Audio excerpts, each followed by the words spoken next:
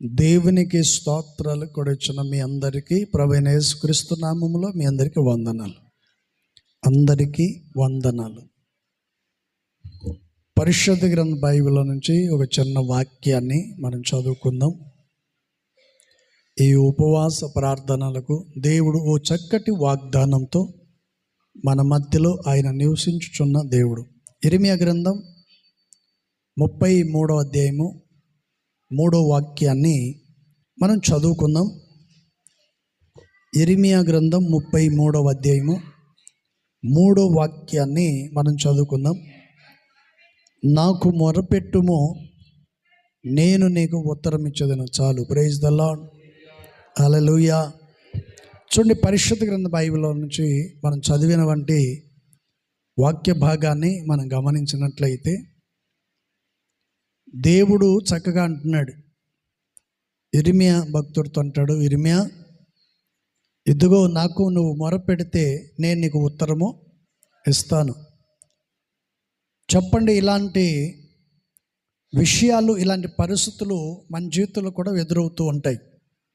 మనకి ఏదైనా అర్జెంటు, ఏదైనా ఇరుకు ఇబ్బందుల్లో ఉన్నప్పుడు, మనకి ఏదైనా ఆర్థిక సహాయం పరిస్థితులు ఇబ్బందిగా ఉన్నప్పుడు మనం ఎంతో బాధపడిపోతూ ఉంటాం.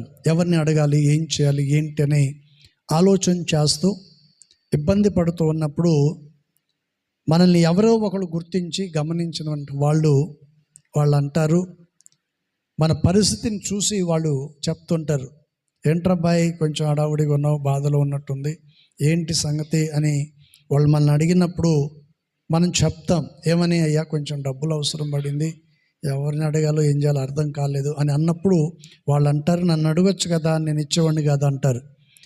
చెప్పండి, దేవుడు అంటాడు, నాకు మొరపెట్టుము, నేను నీకు చెప్పండి, నేను నీకు ఉత్తరం. Praise the Lord. ఈ సంవత్సరపు చివరి ఉపవాస ప్రార్థన కూడికల్లో దేవుడు మీతో వాగ్దానము చేస్తున్నాడు. ఏమని? మీరు నాకు మొరపెడితే నేను మీకు తప్పనిసరిగా ఉత్తరం ఇస్తాను. ఎందుకంటే దేవుడు చక్కటి అవకాశం, ఈరోజు, రేపు ఉదయకాలం, రేపు సాయంకాలం, ఆదివారం మధ్యాహ్నానికి ఉపవాస ప్రార్థనలు ముగించబడతాయి. కనుక ప్రేమైందని బిడ్డలారా, ఈ 3 దినాల్లో మీ జీవితంలో మీరు పొందుకునే వారికి ఆశీర్వాదాన్ని పరిశుద్ధాత్మ దేవుడు ప్రతి వారికి తప్పనిసరిగా దయచేస్తాడు అని నువ్వు నమ్మి విశ్వసించి ప్రార్థించినట్లయితే నీ జీవితంలో ప్రభు తప్పనిసరిగా కార్యాన్ని చేస్తాడు.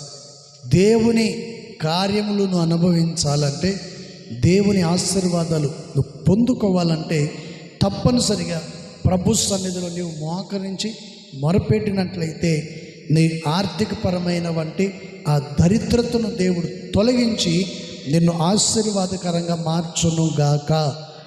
నీ కుటుంబాన్ని ప్రభు దీవెనకరంగా మార్చునుగాక. నీ చేతి పనులు కష్టార్జితను ప్రభు ఆశీర్వదించునుగాక. నీ కుటుంబాన్ని నిన్ను పట్టి పీడిస్తున్న ప్రతి సమస్యలను పరిశుద్ధాత్మ దేవుడు తొలగించునుగాక. ఎప్పుడు తొలగిస్తాడు చెప్పండి? ఎప్పుడు తొలగిస్తాడండి? ప్రార్థన చేసినప్పుడు మొరపెట్టాలి. మనం మొరపెట్టాలి. ఈరోజు చాలామంది మొరపెడుతున్నారు కానీ ఆశీర్వదించబడట్లేదు. మొరపెడుతున్నారు, జవాబు రావట్లేదు. ప్రార్థన చేస్తున్నారు, ప్రతిఫలము పొందుకోలేకపోతున్నారు. పొందకపోవటానికి గల కారణం ఏంటో తెలుసా? అశ్రద్ధ, నిర్లక్ష్యం, ఎదుటివాడి మీద విషం చెమ్మటం, ఎదుటివారి గురించి అనాలోచన మాట్లాడటం, అహంకారమైన స్థితి, గర్వము, ఇవన్నీ మనసులో ఉన్నప్పుడు జీవితంలో కూడా ఆ వ్యక్తి ఆశీర్వదించబడటానికి అవకాశము ఉండదు. Praise the Lord. అందుకని పరిశుద్ధ గ్రంథ బైబిల్లో దావీదు గారు చక్కటి మాట చెప్పారండి. ఏమంటాడంటే, నా హృదయములో, చెప్పండి, దావీదు గారు చాలా చక్కగా ఒక మాటను చెప్పారు. ఆయన పరిశుద్ధ గ్రంథ లేఖనంలో రాయబడినటువంటి మాట ఏంటంటే 66వ కీర్తన 18వ వాక్యంలో ఒక మాట రాస్తుంది. 66వ కీర్తన 18వ వాక్యంలో రాయబడినటువంటి మాట ఏంటంటే, అక్కడ చక్కగా చెప్తున్నాడు, నా హృదయములో నేను పాపమును లక్ష్యము చేసిన ఎడల ఏమంటున్నాడండి? అది ఎవరు వినారంట? ఎవరు చెప్తున్నారు ఈ మాటని? దేవుడేమో వాగ్దానం చేస్తున్నాడు. దావీదు గారు ఏమంటున్నాడండి? నా హృదయంలో నేను పాపమును లక్ష్యము చేసిన ఎడల దేవుడు నా మనవి అంగీకరించడు. అర్థమైందే? ఇర్మీయా గ్రంథంలో మనం చదివాం. ఇర్మీయా గ్రంథంలో చదివిన మాట ఏంటి? నాకు చెప్పండి, నాకు మొరపెట్టుము, నేను నీకు ఉత్తరం ఇస్తానంటే అర్థం ఏంటి? చెప్పండి, ఏంటి? నీ అక్కర్లు నేను తీరుస్తానని కదా, నీకు బలమునిస్తానని కదా, నీ అనారోగ్య బలహీనతల నుండి విడిపిస్తాననే కదా, నీ కుటుంబ సమస్యల నుండి తొలగిస్తాననే కదా, నీకును నీ కుటుంబానికి బట్టిన దరిద్రాన్ని విడిపిస్తాననే కదా ఆయన చెప్తుంది. ఎందుకని నువ్వు దరిద్రతలో నుండి బయటికి రాలేకపోతున్నావు? కారణం ఏమిటి? Praise the Lord. ఒక మాట చెప్పనా? దావీదు గారు అంటారు, ప్రభువా నా హృదయములో చదవాలి, నా హృదయములో నేను పాపమును లక్ష్యము చేసిన ఎడల ప్రభువు నా మనవి అది. Praise the Lord. హల్లెలూయా. దేవుని వాక్యం మనకు చక్కగా బోధిస్తూ ఉంది. అందుకని దావీదేమో ఈ మాట చెప్పాడు. ఓ దైవజనుడు, గొప్ప దైవజనుడు, గొప్ప దైవజనుడు అండి. అతను ఒక ఎడారి ప్రాంతంలో నుండి వెళ్ళాలి. ఓ కొండలు, లోయలు, ఎడారి ప్రాంతం నుంచి వెళ్ళాలి, కారులో వెళ్ళాలి. ఆ రూట్లో పోయేటప్పుడు కొంచెం ఏమాత్రం తేడా వచ్చినా, ఎదురు ఏ బండి వచ్చినా, కొంచెం స్పీడ్గా వెళ్ళినా, బ్రేకులు కంట్రోల్ కాకపోయినా, ఆ మూల టర్నింగ్లో ఏ క్షణం ఏం జరుగుతుందో తెలియనివంటి ఆ రూట్లో వెళుతూ ఉన్నప్పుడు ఒక ఆలోచన వచ్చిందంట. ఏం ఆలోచన? ఆ రోజు పగలో రాత్రో మొత్తానికి ఆ చిన్న గొడవ, పాస్టర్ గారికి పాస్టర్ అమ్మకి గొడవ అయింది. గొడవ అయిన తర్వాత వాళ్ళిద్దరికి సమాధానం లేదు. నేను వెళ్ళిపోయేటప్పుడు చెప్పలేదు, చెప్పబెట్టకుండా వెళ్ళిపోతూ ఉంటే అప్పుడు తనకు మనసులో తట్టిందంట. ఏమని? మనస్సులో ఒక ఆలోచన వచ్చింది. ఏం ఆలోచన వచ్చిందంటే, దేవుడు తనను గర్దించాడు. ఇదిగో ఈ మార్గంలో వెళుతున్నావు కదా, నువ్వు వెళుతూ ఉన్నప్పుడు ఏదైనా జరిగితే నీ పరిస్థితి ఏంటి అని చెప్పి ఏదో దేవుడు తనకు ఆలోచన కలిగించినప్పుడు ఆ దైవజను కారు వేసుకొని తిరిగి మళ్ళా వెనక్కి వెళ్ళిపోయి పాస్టర్మతో సమాధానపడి వెళ్ళాడంట. Praise the Lord. తిరిగి సమాధానపడి తిరిగి మళ్ళీ తన స్వార్థ పనికి వెళ్ళిపోయాడు. ఏ క్షణంలో ఏం జరుగుతున్నది ఎవరికి కూడా తెలియదు. ఒకవేళ నేను సమాధానం పడకుండా చనిపోతే నేను ఎక్కడికి వెళ్తాను? నరకానికి వెళ్తాను. అందుకని పెద్దోళ్ళు అంటారు, ఇంత బ్రతికి చెప్పండి ఎక్కడ చచ్చాడంట? ఇంటి వెనకాల చచ్చాడంట. ఇంతకాలం భక్తి చేసి చివరికి నీ జీవితాన్ని నువ్వు నాశనం చేసుకోవటం ఎందుకు? ఏంటండి? Praise the Lord. స్తంభం మీద కట్టిన లైటు కనపడుతుంది, ఎక్కడికి వెళ్ళాలో పోయే దారి కొంచెం చూడాలి, ఇట్లా చూడాలమ్మా, రోడ్డు కనపడుతుంది, వాగులు వంకలు అన్నీ కనపడతాయి, మనిషి ఏం చేసేది కూడా అన్నీ మన కంటికి కనపడతాయి. వాళ్ళు మాట్లాడే ప్రతి మాట కూడా మనకి వినపడుతుంది. కానీ ఈ లోపల ఉంటుందే అది మాత్రం పొరపాటున కనపడుతుందా? కొంచెం కూడా.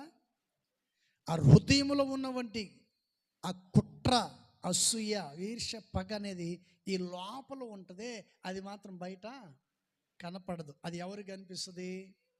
సజీవుడైన దేవునికి. Praise the Lord. హల్లెలూయా. అందుకని దావీదు భక్తుడు అంటాడు, ప్రభువా నా హృదయములో పాపమును నేను లక్ష్యము చేసిన ఎడల నా మనవి చెప్పండి. ఆయన ఎవరితో అంటున్నాడు? ఆయన సంఘానికి చెప్తున్నాడు. ప్రభు నా మనవి అంగీకరించని ఎడల నా జీవితం ఏమైపోతుందో, నరకానికే కదా, శూన్యమే కదా, ఇంతకాలం నా బ్రతుకు వేస్ట్ కదా అని చెప్పి దావీదు ఈ తన కీర్తనలో చక్కగా ఈ మాటను రాశాడు. ఈ మాట ఎందుకు రాశాడంటే, ఇదిగో ఇక్కడ కూర్చున్న మనలాంటి వాళ్ళందరికీ ఈ స్థితిని తెచ్చుకోకూడదని దేవుని వాక్యం తెలియజేస్తుంది. ప్రైజ్ ద లార్డ్, హల్లెలూయా. దావీదు పాపం చేశాడని కాదు, చేయలేదని కాదు, కానీ ఇదిగో ఈ రోజున దేవుని వాక్యాన్ని వింటున్న మన జీవితంలో మార్పు అనేది లేకపోతే ప్రభు మహిమలో చేర్చబడటం చాలా కష్టం.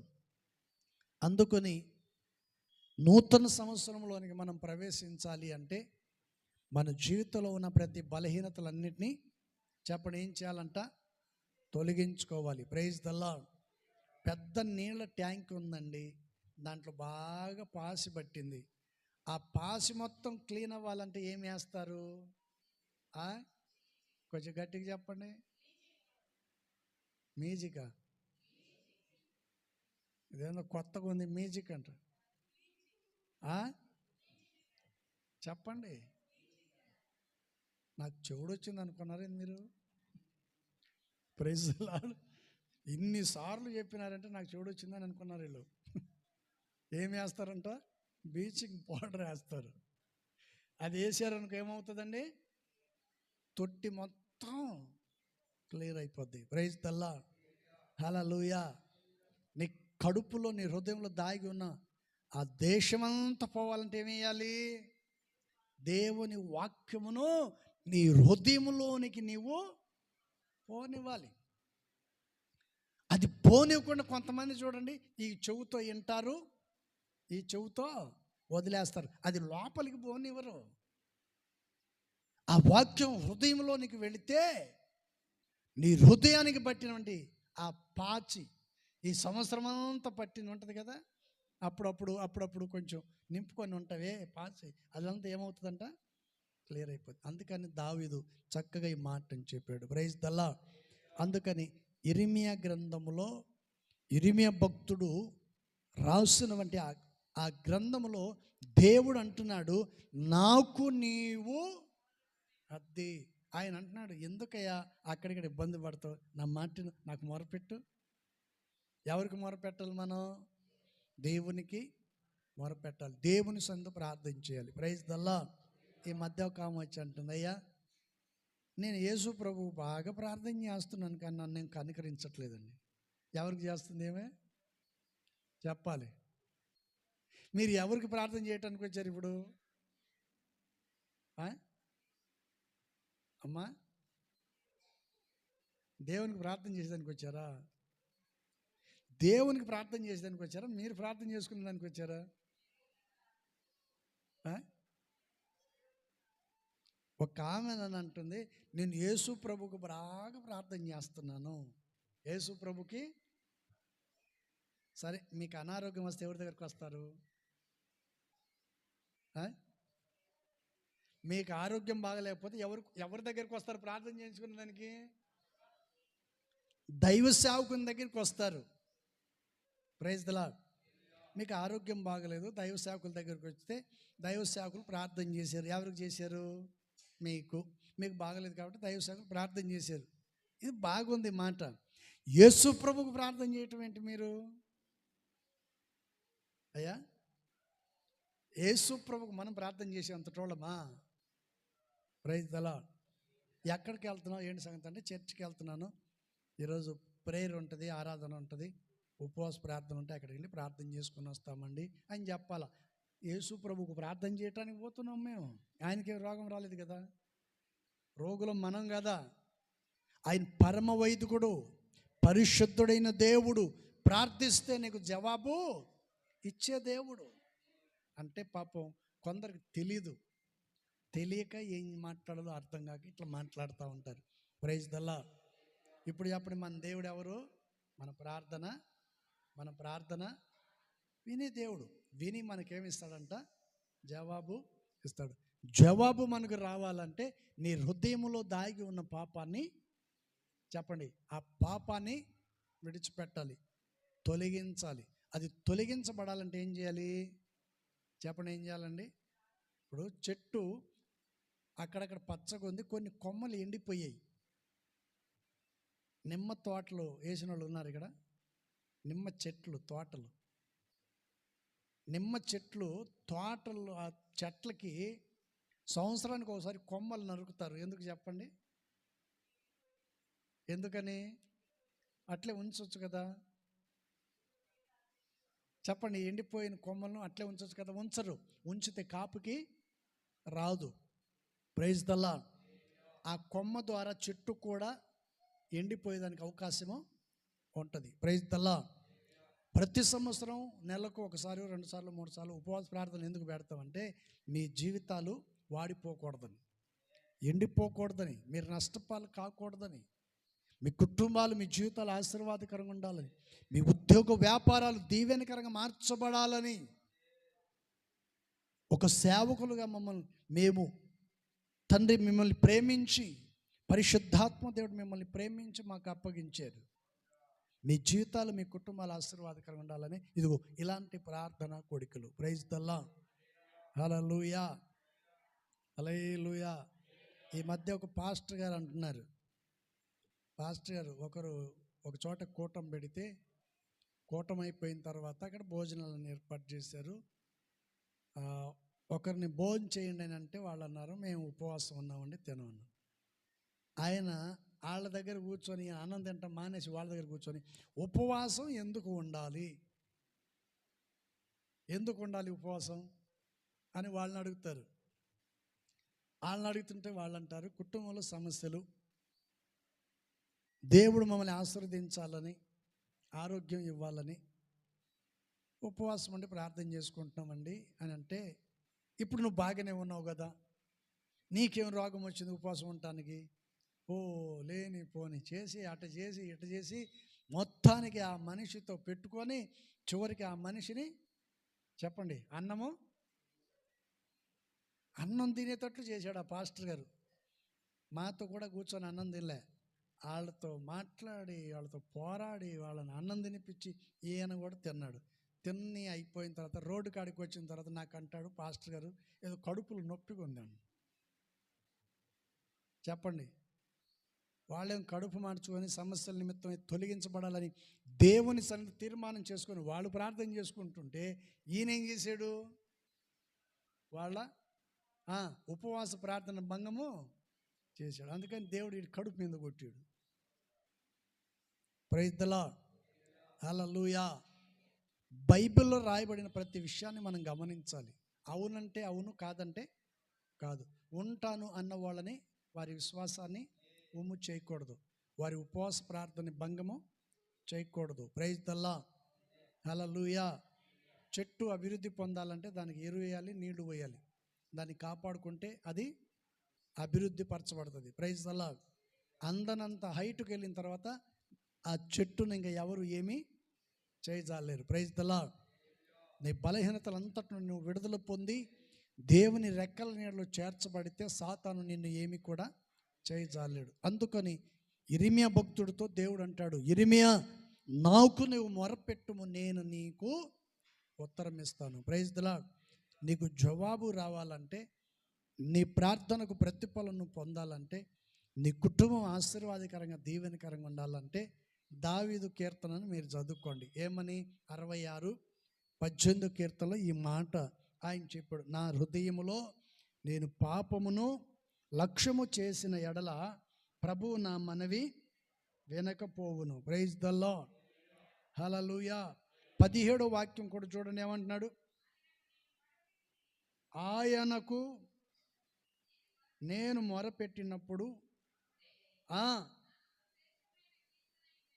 ఏముండేనో? బొబ్బలిక్క ఉండేనా? చాక్లెట్ ఉండనా? చెప్పండి. Praise the Lord. హల్లెలూయా. ఒక ఆమె ఇట్లాగ ఉపవాస ప్రార్థన జరుగుతుంటే ప్రార్థన చేయమని మైక్ ఇచ్చారు. మైక్ ఇస్తే పాపం ప్రార్థన స్టార్ట్ చేసింది. అప్పటికే భార్య భర్తలు గొడవై ఈ ముందు పళ్ళు కింద 2 పైన 2 భర్త కొట్టి ఇరగొట్టాడు, కట్టించుకుంది. ఆమె బాగా ప్రార్థన చేస్తుంది, బాగా ప్రార్థన చేస్తుంది, ఇంట్లో బాగా తన్నులు తింటుంది. మందిరంలో బాగా ప్రార్థన చేస్తుంది, ఇంటికాడేమో చెప్పండి నోటి దూలతో తన్నులు తింటుంది. ఆమెకు పాస్టర్ గారు మైక్ ఇస్తే ప్రార్థన చేసింది, గట్టిగా ప్రార్థన చేసింది. ప్రార్థన చేసేటప్పుడు నోట్లోంచి చేతు తెల్ల కింద పడింది. మేమనుకున్నాం వేసిన పళ్ళు ఊడిపోయినాయేమో అనుకున్నాం. తీర దగ్గరికి పోయి చూస్తే చాక్లెట్ పడింది నోట్లో నుంచి. ప్రైజ్ ది లార్డ్, హల్లెలూయా. చెప్పండి, ఉపవాసం ఉన్నాడు కూడా చాక్లెట్ తింటారా? తింటారు కొంతమంది. ఎందుకని తింటారు అంటే కొంచెం నోరు స్మెల్ రాకుండా ఉండేదానికని కొంతమంది తింటారు. 3 పూట్ల అన్నం తిని మందిని వచ్చి ప్రార్థన మళ్ళీ చాక్లెట్ ఎందుకు? Praise the lord. 3 పూట కడుపు నిండా తింటివి, మళ్ళీ చాక్లెట్ ఎందుకమ్మా? ప్రైజ్ ది లార్డ్, హల్లెలూయా. మొత్తానికి తీర చూస్తే నోట్లో నుంచి ఏదో పడేసరికి ఉన్న పళ్ళు ఊడిపోయినాయి అనుకున్నాం. పళ్ళు కాదు ఊడిపోయింది. ఏం పడింది? చాక్లెట్. పాపం ఎన్ని తింటుందో ఏమో తెలియదు రోజుకి. Praise the Lord. అందుకని పరిశుద్ధ గ్రంథ లేఖనములు కీర్తనకారుడు చక్కగా 17వ వచనంలో అంటున్న మాట ఏంటంటే, ఆయనకు నేను మొరపెట్టి తిని అప్పుడే నా నోట శ్రేష్టమైన, హల్లెలూయా. ఇక్కడేమన్నాడు? నా హృదయం లేని పాపం లక్ష్యం చేసినడల్లా నా ప్రభు నా మనవి వినకపోవును. పైన ఏమంటున్నాడండి? నేను మొరపెట్టినప్పుడే నా దేవుడు నా నోట శ్రేష్టమైన కీర్తన ఉంచాడు. మేలు చేసిన దేవుడు మన జీవితంలో సంతోషాన్ని కలుగు చేస్తాడు. Praise the Lord, hallelujah. అందుకని పరిశుద్ధ గ్రంథ లేఖనంలో చక్కగా ఈ మాటను రాశాడు. 19వ వచనం కూడా చూడండి. నిశ్చయముగా దేవుడు నా మనవి అంగీకరించి ఉన్నాడు, ఆయన నా విజ్ఞాపన అది. Praise the Lord. మనవి అంగీకరిస్తాడు. నీ నోట శ్రేష్టమైన కీర్తన. ఈ సంవత్సరం కంటే రాబోయే సంవత్సరంలో ఇంకా దేవుడు నిన్ను అధికంగా ఆశీర్వదిస్తాడు. ఆశీర్వదించాలంటే నువ్వు తప్పనిసరిగా ఆయనకు మొర పెట్టాలి. నీ మనవి దేవుడు అంగీకరించాలంటే నీ హృదయంలో దాగి ఉన్న, చెప్పండి, దాగి ఉన్న పాపాన్ని విడిచిపెట్టాలి. Praise the Lord. నేను పాపం చేయలేదు కదా, ఒక్క మాటే కదా అని నువ్వు అనుకోవచ్చు. ఆ మాటే చాలు. బైబిల్లో రాస్తున్న మాట ఏంటి చెప్పండి? ఏమన్నాడండి? పొరపాటున కూడా నువ్వు చూడకూడదు. చూసినట్లయితే నీవు ఒక స్త్రీని మోహించినట్లే అని బైబిల్లో రాస్తుంది. చూడటం కూడా తప్పేనా అని అంటే కుదరదు. బైబిల్లో రాయబడినది ఏది కూడా నిర్ధకము కాదు, వ్యర్థం ఏది ఉండదు బైబిల్లో. Praise the Lord, hallelujah. అందుకని పరిశుద్ధులు అనుభవించి రాశారు కనుక దేవుడు ఈ విషయాన్ని చక్కగా తెలియచేశాడు. Praise the Lord. హృదయంలో పాపం ఉంటే దేవుడు నీ మనవి అంగీకరించడు. అందుకని 19వ వాక్యంలో మనం చదివాం, దేవుడు నా మనవిని అంగీకరించాడు కాబట్టి నా నోట, చెప్పండి, నా నోట కీర్తనను దేవుడు ఉంచాడు. అందుకని ఈ 17వ వచనంలో మనం చదివాం కదా, ఆయనకు నేను మొరపెట్టి తిని అప్పుడే నా నోట ఆయన శ్రేష్టమైన కీర్తన. ప్రైజ్ ది లార్డ్, హల్లెలూయా. దేవుడు కొద్ది మాటలు దీవించును గాక. ఆమేన్. మోకరించండి, చిన్న ప్రార్థన చేసుకుందాం. ప్రార్థన చేసుకుందాం. ఈ మొదటి దినాన పరిశుద్ధాత్మ దేవుడు మనకు తోడై ఉండి నడిపించినందుకు 2 చేతులది స్తోత్రం చెల్లిద్దాం.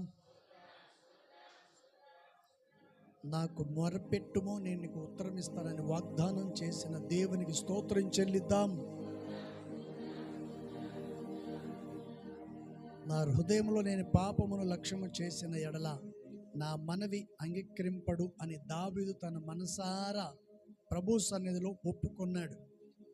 ఆయనకు నేను మొరపెట్టి తిని ఆయన నా నోట స్తుతి కీర్తనను ఉంచాడని సెలవిచ్చిన దేవునికి స్తోత్రం చెల్లిద్దాం.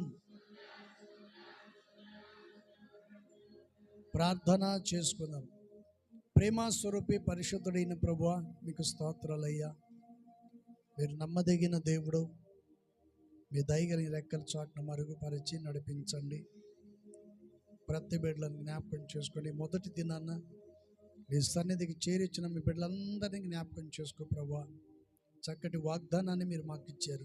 నాకు మొరపెట్టుము, నేను నీకు ఉత్తరం ఇస్తానని వాగ్దానం చేశావు ప్రభువా. మా మనవిని మీరు అంగీకరించాలంటే మాలో ఉన్న పాపమును తొలగించబడాలి.